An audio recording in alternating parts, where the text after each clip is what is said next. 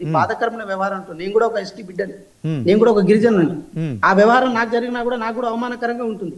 కాకపోతే విషయం ఏంటంటే, సరే సహచార మంత్రులు కాబట్టి ఒక క్లాస్మేట్స్ అనుకున్నప్పుడు ఒక క్లాస్మేట్స్ లో ఒక మాట వెనక ముందు అనుకున్న సందర్భాలు ఉంటాయి. సహచార మంత్రులు కాబట్టి ఒకళ్ళు అన్న కూడా అది మొత్తం సామాజిక వర్గాన్ని ఏది బాధ పెట్టేటట్టు ఉంది. కాబట్టి దీని మీద పొన్నం ప్రభాకర్ గారు కూడా సంజయ్ ఇచ్చుకున్నారు. బట్ ఏంటంటే ఇంకా దాన్ని కొంచెం బలంగా చెప్పాల్సిన అవసరం ఉంటుంది. ఏది మన ముఖ్యమంత్రి గారు నిన్న రాత్రి 9:30 వరకు కూడా వెయిట్ చేశాను. పొన్నం ప్రభాకర్ గారి దగ్గర నుంచి నాకు ఎలాంటి కాల్ రాలేదు. ఆయన పశ్చాత్తాపడి నాకు సారీ చెప్తే నేను ఈ విషయాన్ని వదిలేస్తాను, లేని పక్షంలో ఇప్పటికే మల్లికార్జున ఖర్గేకి, మీనాక్షి నటరాజన్ గారికి, అలాగే రాహుల్ గాంధీ గారి దృష్టికి తీసుకెళ్తాను, వాళ్ళకి ఆల్రెడీ లేఖలు రాశానని చెప్పే వరకు ఎందుకు వెళ్తుంది వెంకట్? కాంగ్రెస్లో నిజంగా ప్రజాస్వామ్యం ఎక్కువే, కానీ ఎన్నికల సమయంలో కూడా ఈ పంచాయతీ అవసరం అంటున్నా. అదే సార్, కరెక్ట్. మీరు ఇచ్చింది సజెషన్, మేము దాన్ని సజెషన్ గా తీసుకుంటాము. పొన్నం ప్రభాకర్ గారు 100% ఈ విషయంలో స్పందిస్తారు. పార్టీ కూడా గౌరవ మీనాక్షి నటరాజన్ గారు కూడా ఈ విషయంలో చొరవ తీసుకొని పొన్నం ప్రభాకర్ గారి ద్వారా ఏదైనా సారీ చెప్పడం కానీ లేకపోతే కూర్చోబెట్టి మాట్లాడడం కానీ చేస్తుంది. తెలియక ఏదో మాట్లాడాల్సిన పిచ్చపాట్లో మాట్లాడుకున్నప్పుడు జరిగిన వ్యవహారం తప్ప ఏది కడుపులో పెట్టుకొని కసి పెట్టుకొని మాట్లాడింది కాదు, ప్రెస్ మీట్ పెట్టి మాట్లాడింది కాదు. ఇది వెనకాల జరిగిన వ్యవహారాన్ని ఈరోజు వారు చెప్పడంలో కొంచెం విచక్షణ కోల్పోయినారని మేము అనుకుంటున్నాము.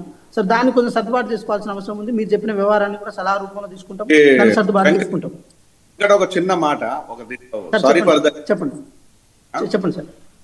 ఇప్పటి వరకు కూడా అనేక విషయాలు అనేక పార్టీలలో జరుగుతుంటాయి, అంటుంటారు, పోతుంటారు. సరే, అది ఇంటర్నల్ విషయం అనే అనుకున్నాం. ఇది ఇంటర్నల్ సరే ఉంటుంటది, మాట్లాడుకుంటారు. కానీ ఇక్కడ ఒక సహచర మంత్రులు కోలిగ్స్ గా ఉన్న ఒక మినిస్టర్ ఇంకొక మినిస్టర్నే, ఒక మినిస్టర్ విద్యార్థినో లేదు అనుకుంటే పక్కింటోనే కాదు, సహచర మంత్రినే. అంటే సహచర మంత్రునికే ఆ పార్టీలో గౌరవం లేకపోతే తద్వారా ఇంకా మిగతా సామాన్యుడికి ఏ విధమైన గౌరవాన్ని ఇస్తుందనేది ఒక ప్రధానమైన ప్రశ్న. ఇంకొక విషయం వచ్చేసి, నేను ఇప్పుడు ఉన్నాను, మీటింగ్స్లలో ఉన్నాను. సో ఇప్పుడు ఇక్కడ నాకు 11-12 వరకు ఇక్కడ వర్క్ అయిపోతుంది. నేను 3 వరకు రీచ్ అవుతున్నాను, ఇదే పని మీద రీచ్ అవుతున్నాను. నాకు నిన్నటి నుంచి ఒకటే కాల్స్. ఇప్పటి వరకు కూడా ఇంతవరకు పొన్నం ప్రభాకర్ అన్న దాన్ని గౌరవంగా దాన్ని రిప్లై ఇస్తాడేమో అనుకున్నాం, కానీ ఆయనకు రిప్లై ఇచ్చే ఆలోచన లేదు. ఇది ఒక అహంకార పూరితంగా జనాలకు కనిపిస్తుంది. నేను అనడం లేదు, ఇది జనాలకు కనిపించేది ఒక అహంకార పూర్వక. నేనెందుకు చెప్పాలి, నేను చెప్తానా, నేను పెద్ద పీక్కుడు కానీ అనే లెవెల్లో అది జనాలు అర్థం చేసుకుంటున్నారు.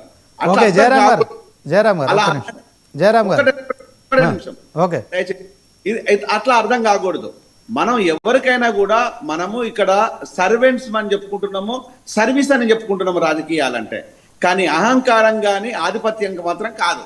ఈ ఆధిపత్యాలు అంటే ఎస్సీల మీద ఆధిపత్యము, బీసీలతోని ఎస్సీల మీద ఆధిపత్యము, ఓసీలతోని సమానత్వము, ఇది బీసీలు కోరుకునే విధంగా రేపు బీసీ సమాజానికే ప్రశ్నార్థకంగా ఉండకూడదు. దయచేసి జయరామ్ గారు ఒక మీ విలువైన సజెషన్ ఇచ్చారు. ఒకసారి మరి బీఆర్ఎస్ సంబంధించి కర్ణే అరవింద్ గారు ఉన్నారు, అలాగే మహేష్ గారు ఉన్నారు, వారితో కూడా మాట్లాడారు, ఎందుకంటే డిబేట్లో పార్టిసిపేట్ చేశారు. అరవింద్ గారు నమస్కారం సార్.